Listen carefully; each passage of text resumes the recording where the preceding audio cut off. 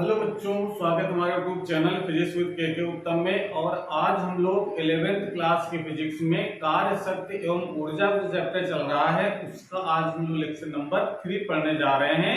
और आज हम लोग पढ़ेंगे ऊर्जा यानी एनर्जी के बारे में। ठीक है ना, एनर्जी क्या होती है, ठीक है ना, और इसके विभिन्न स्वरूप क्या होते हैं, एनर्जी को हम लोग किस मात्रक में इसको मेजर करते हैं, उसका मात्रक क्या होते हैं, ठीक है ना, और एनर्जी कितने प्रकार की होती है, तो ये आज हम लोग पढ़ते हैं। तो एनर्जी यानी ऊर्जा का मतलब होता है कि अगर कोई वस्तु कोई कार्य कर रही है, अगर कार्य कर रही है तो उसको ऊर्जा चाहिए। ठीक है ना, जैसे अगर मान लेते हैं कोई इंजन है, इंजन अगर वर्क कर रहा है, कार्य कर रहा है, तो उसके लिए ऊर्जा की जरूरत है और ऊर्जा उसको ईंधन से मिलती है। ठीक है ना, ईंधन जैसे पेट्रोल, डीजल, ठीक है ना, गैस, इसके द्वारा ऊर्जा प्राप्त होती है और बिना ऊर्जा के कोई कार्य संभव नहीं हो पाता। ऐसे मनुष्य है, आदमी अगर कोई कार्य करता है तो उसके लिए ऊर्जा चाहिए और वो ऊर्जा खाना खा करके वो प्राप्त करता है। तो इसका मतलब कह सकते हैं कि बिना ऊर्जा के कोई कार्य संभव नहीं है। तो जिसके कारण कोई वस्तु कार्य करती है या कार्य कर सकती है उसको ऊर्जा कहते हैं। ठीक है ना, तो किसी वस्तु के कार्य करने की क्षमता को ऊर्जा कहा जाता है। ये सिंपल से परिभाषा लिख सकते हैं। ठीक है ना, तो इसकी परिभाषा लिख सकते हैं, किसी वस्तु के कार्य करने की क्षमता यानी कितनी कैपेसिटी है,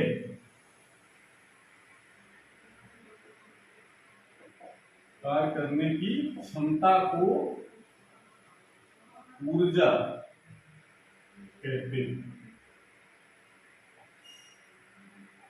यानी बिना ऊर्जा के कार्य संभव नहीं है, और अगर कार्य अगर हो रहा है तो इसका मतलब है कि ऊर्जा खर्च हो रही है। तो ऊर्जा और कार्य एक दूसरे के समतुल्य माने जाते हैं। ठीक है ना, बिना ऊर्जा के कार्य संभव नहीं है, और अगर कार्य हो रहा है तो इसका मतलब है कि ऊर्जा कहीं कहीं से उसको मिल रही है। तो इसका मतलब है कि जो कार्य करने की जो क्षमता होती है, या कह सकते हैं कोई वस्तु जिसके कारण कार्य करने की क्षमता आती है उसको ऊर्जा कहते हैं। तो ऊर्जा की सिंपल से परिभाषा इस प्रकार से आप लिख सकते हैं, किसी वस्तु के कार्य करने की क्षमता को ऊर्जा कहते हैं। तो ऊर्जा के विभिन्न स्वरूप होते हैं बहुत सारे। ठीक है ना, तो ऊर्जा के विभिन्न स्वरूप कौन से तो लिखेंगे, कुछ ऊर्जा के स्वरूप लिख लेते हैं। ऊर्जा के स्वरूप बहुत सारे हैं। ऊर्जा के विभिन्न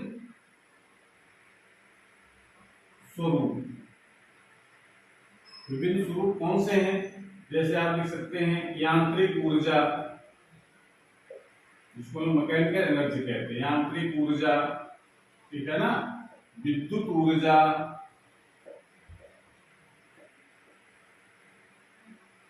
ध्वनि ऊर्जा,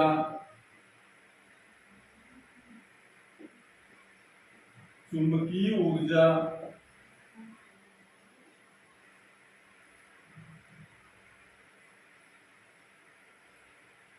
सौर ऊर्जा, प्रकाश ऊर्जा,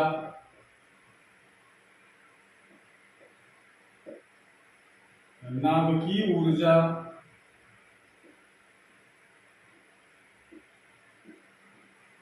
रासायनिक ऊर्जा,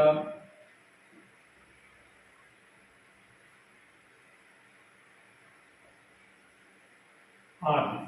ये ऐसी प्रकार से बहुत सारी ऊर्जाएं हैं जिनको ये ऊर्जा के स्वरूप कहलाते हैं, कि ऊर्जा इन्हीं रूप में पाई जाती है। या तो यांत्रिक ऊर्जा में होगी, विद्युत ऊर्जा में, ध्वनि ऊर्जा में, चुंबकीय ऊर्जा, सौर ऊर्जा, प्रकाश ऊर्जा, नाभिकीय ऊर्जा, रासायनिक ऊर्जा। ये सब बहुत सारी जो ऊर्जाएं हैं, ये सब क्या है, ऊर्जा के स्वरूप हैं। ठीक है ना, यांत्रिक ऊर्जा का मतलब होता है कि किसी यांत्रिक कार्य से जो ऊर्जा प्राप्त होती है उसको यांत्रिक ऊर्जा कहते हैं। ठीक है ना, ये गतिज ऊर्जा और स्थितिज ऊर्जा से मिलकर के बनी होती है। और विद्युत ऊर्जा, ये तो विद्युत धारा के प्रवाहित होने से जो ऊर्जा मिलती है हमको, उसको विद्युत ऊर्जा कहते हैं। ध्वनि ऊर्जा, ठीक है ना, ध्वनि ऊर्जा यानी ध्वनि एक प्रकार की ऊर्जा है, ठीक है ना। और चुंबकीय ऊर्जा चुंबकों से प्राप्त होती है हमको, सौर ऊर्जा सूर्य से प्राप्त होती है, प्रकाश ऊर्जा ये प्रकाश से प्राप्त होती है। अब जरूरी नहीं कि सूर्य वाला प्रकाश में ऊर्जा हो, विद्युत बल्ब उसमें भी ऊर्जा होती है, ये प्रकाश ऊर्जा हो गई। लैंप है उसमें भी प्रकाश ऊर्जा होती है। नाभिकीय ऊर्जा नाभिकीय क्रियाओं में, यानी नाभिकीय क्रियाओं मतलब जो नाभिकीय संलयन और नाभिकीय विखंडन जो हम लोग पढ़ते हैं उसमें जो ऊर्जा उत्पन्न होती है उसको हम लोग नाभिकीय ऊर्जा कहा जाता है। रासायनिक ऊर्जा रासायनिक क्रियाओं में जो ऊर्जा प्राप्त होती है उसको रासायनिक ऊर्जा कहते हैं। तो ये ऊर्जा के स्वरूप हो गए। तो ऊर्जा नापते किसमें है, यानी कौन से मात्रक यूज करते हैं। तो अभी बताया कि ऊर्जा जो है ये कार्य के समतुल्य होती है। तो जो कार्य के जो मात्रक होते हैं वो सब ऊर्जा के मात्रक कहलाते हैं। तो आप लिख सकते हैं इसमें ऊर्जा का एसआई पद्धति में या एमकेएस पद्धति में कह सकते हैं, पद्धति में ऊर्जा का एसआई पद्धति में मात्रक जूल, जो कार्य का मात्रक होता है जूल, तथा सीजीएस पद्धति में सीजीएस पद्धति में अर्ग होता है। ये तो ऊर्जा के बारे में ये पहली जानकारी थी हमको, ऊर्जा के विभिन्न स्वरूप। तो इसलिए हमने ऊर्जा का एसआई पद्धति मात्रक जूल होता है और सीजीएस पद्धति में अर्ग होता है। लेकिन जूल को अर्ग में कन्वर्ट कर सकते हैं। कन्वर्जन में आपको याद रखना है 1 जूल बराबर होता है 10 की घात 7 अर्ग के बराबर। ये संबंध अभी आपको याद रखना है। जूल और अर्ग में क्या रिलेशन होता है, यार को जूल चेंज करना हो तो हम लोग 1 जूल बराबर 10 की घात 7 अर्ग वाला संबंध यूज करेंगे, ठीक है ना। ये तो एक ये समझ लीजिए कि एसआई और सीजीएस पद्धति में मात्रक हो गए। इसके अन्य जो मात्रक जो व्यवहारिक दृष्टि से यूज किए जाते हैं वो कौन से होते हैं, इसके अलावा जो मात्रक होते हैं तो लिख सकते हैं ऊर्जा के अन्य व्यवहारिक मात्रक। ऊर्जा के अन्य व्यवहारिक मात्रक कौन से होते हैं, जैसे कैलोरी, किलो कैलोरी,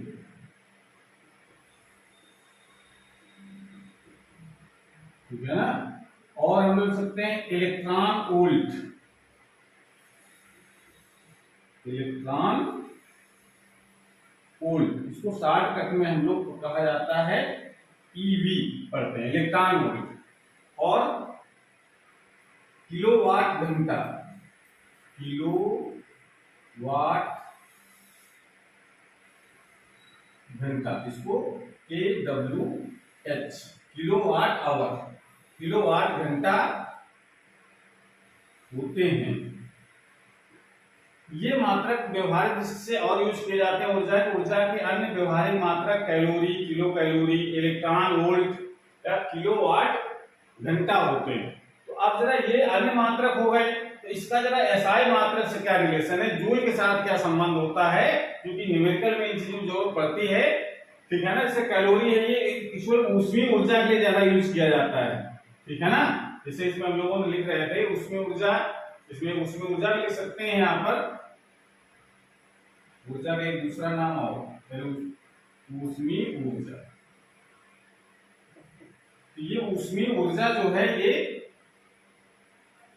उसको हम लोग जनरली कैलोरी मेजर करते हैं, ठीक है। जब ताप के कारण जो ऊर्जा होती है उसको कैलोरी मेजर किया जाता है। किलो कैलोरी ये थोड़ा सा कैलोरी का बड़ा मात्रक हो गया, ठीक है ना। इलेक्ट्रॉन वोल्ट, ये इलेक्ट्रॉन को त्वरित जब किया जाता है किसी विभवांतर में तो वहां पर जो इलेक्ट्रॉन ऊर्जा प्राप्त होती है उसको इलेक्ट्रॉन वोल्ट मेजर करते हैं। और ये जो किलोवाट घंटा है ये ऊर्जा ऐसी होती है जो घरों में या फैक्ट्रियों में जो मीटर लगा रहता है विद्युत ऊर्जा नापने के लिए, तो विद्युत ऊर्जा नापने के जो मीटर लगाया जाता है वो किलोवाट घंटा में पड़ता है ऊर्जा कितनी, इसको हम यूनिट भी कहते हैं, ठीक है ना।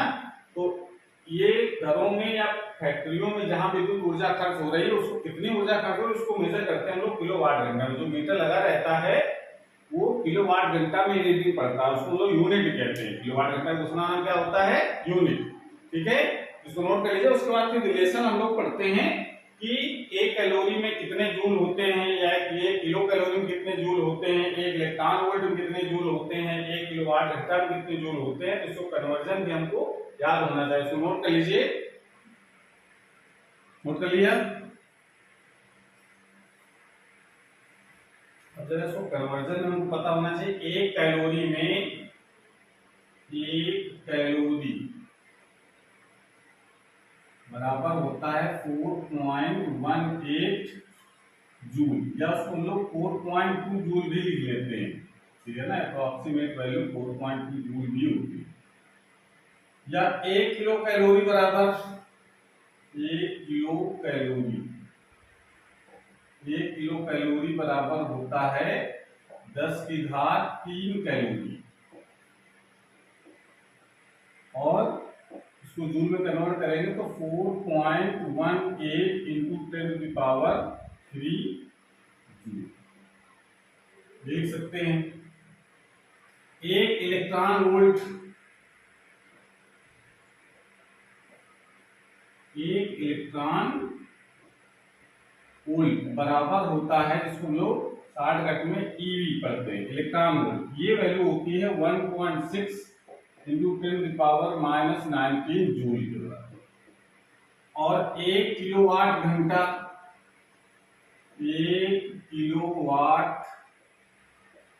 घंटा, या इसको हम लोग शॉर्टकट में कहते हैं किलो के WH, किलोवाट घंटा बराबर होता है 3.6 इंटू 10⁻6 जूल। तो ये कन्वर्जन भी आपको याद रखना है, ठीक है ना। तो ये आपको संबंध याद रखना है, न्यूमेरिकल जरूरत पड़ेगी। और हम लोग लिख सकते हैं जो ऊर्जा होती है, ऊर्जा के बारे में जानकारी। ऊर्जा एक अदिश राशि,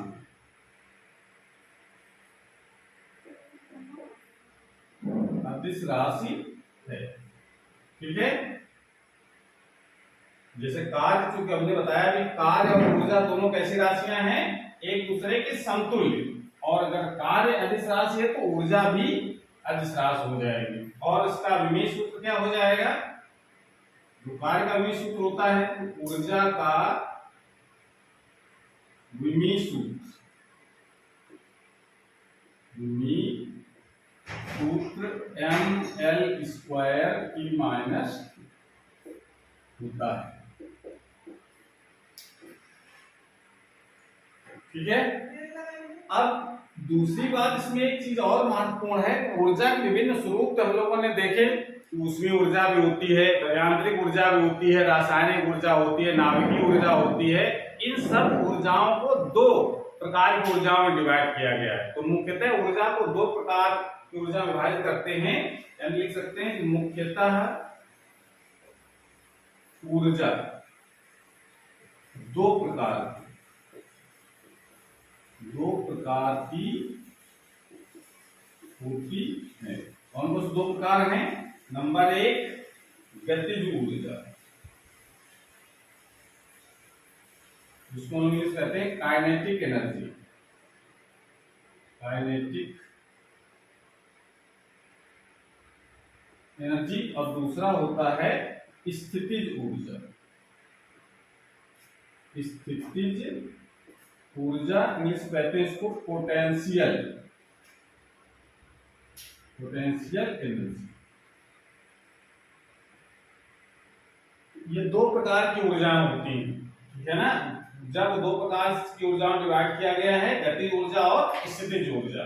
गतिज ऊर्जा का मतलब होता है किसी वस्तु में गति के कारण जो ऊर्जा होती है उसको गतिज ऊर्जा कहते हैं, और किसी वस्तु में उसकी विशेष स्थिति के कारण जो ऊर्जा होती है उसको कहा जाता है स्थितिज ऊर्जा कहते हैं। तो ये दोनों ऊर्जाओं को डिटेल में हम लोग अगले वाले वीडियो में पढ़ेंगे। तो आज क्लास हमारी पर समाप्त होती है। अगर ये वीडियो अच्छा लगा हो तो उसको लाइक करें, अपने दोस्तों को शेयर करें, और चैनल अभी तक सब्सक्राइब नहीं किया है तो चैनल को सब्सक्राइब करें, जिससे नए वीडियो अपलोड हो उसकी नोटिफिकेशन आपके पास सबसे पहले पहुंच जाए। पढ़ाई करते रहिए। Thank you.